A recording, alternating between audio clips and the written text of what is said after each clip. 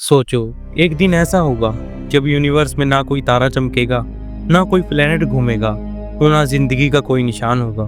सब कुछ ठंडा, अंधेरा और खामोश। पर सवाल ये है, क्या एक दिन यूनिवर्स सच में मर जाएगा?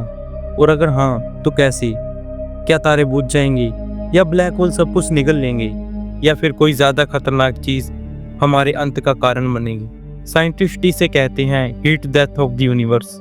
लेकिन इसका मतलब क्या है और इससे बचने का कोई रास्ता है क्या? आज हम इसी राज को समझने की कोशिश करेंगे।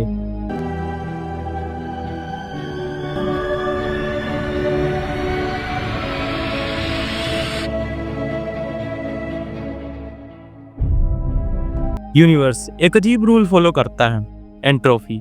एंट्रोपी मतलब डिसऑर्डर। चीजें हमेशा और ज्यादा बिगड़ती जाती हैं और कभी अपने आप ठीक नहीं होती। तारे जलते हैं क्योंकि उनके पास फ्यूल है, प्लेनेट घूमते हैं क्योंकि उनके पास एनर्जी है।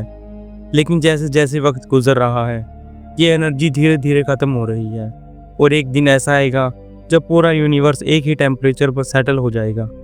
ना कहीं गर्मी, ना कहीं ठंडक। और जब एनर्जी का फर्क ही ना रहे तो कोई प्रोसेस नहीं हो पाएगा। ना तारे बनेंगे, ना गैलेक्सीज, ना लाइफ। एक इतना बड़ा और चमकदार यूनिवर्स आखिर में बस एक खाली बनजान शून्य बन जाएगा। सबसे पहले बिलियंस ऑफ साल बाद तारे अपना फ्यूल खत्म कर देंगे, सुपरनोवा रुक जाएंगे, नए तारे पैदा होना बंद हो जाएंगे, सिर्फ अंधेरा बचेगा। फिर ट्रिलियंस ऑफ साल बाद ब्लैक होल्स गैलेक्सीज को खाते रहेंगे, मैटर बिखरता जाएगा। लेकिन ब्लैक होल्स भी हमेशा के लिए नहीं बनते। हॉकिंग रेडिएशन के जरिए वो भी धीरे धीरे इवेपोरेट हो जाएंगे और जब वो भी खो जाएंगे, बचेगा क्या? ना तारे, ना प्लेनेट, ना ब्लैक होल, सिर्फ ठंडे पार्टिकल और खामोशी।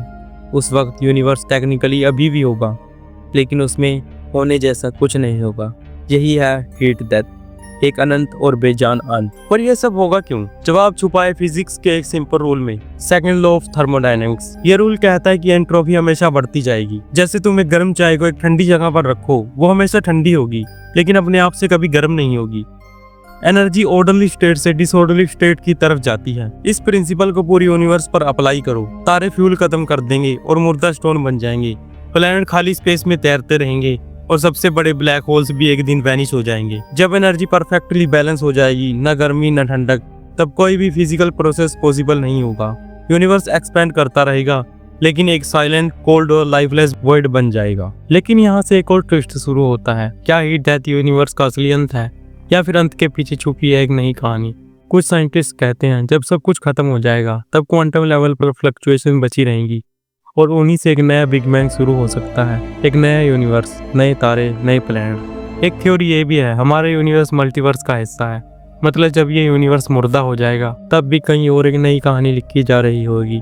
तो दोस्तों, ये थी कहानी heat death of the universe की। सोचो, एक दिन ऐसा आएगा जब इतना बड़ा कॉस्मोस सिर्फ एक ठंडी खामोशी में बदल जाएगा। लेकिन अभी हम तारे देख पाते हैं, साइंस सीख पाते हैं और अपने क्वेश्चंस पूछ पाते हैं। शायद ये सबसे वैल्यूएबल गिफ्ट है जो यूनिवर्स ने हमें दिया है। आपको क्या लगता है, यूनिवर्स का अंत वही होगा जो साइंटिस्ट कहते हैं, या फिर कुछ और? अपनी सोच कमेंट में ज़रूर लिखो। और अगर ये जर्नी पसंद आई हो तो चैनल को सपोर्ट करना ना भूलना, क्योंकि आगे और भी स्पेस के रहस्य हम खोलने वाले हैं।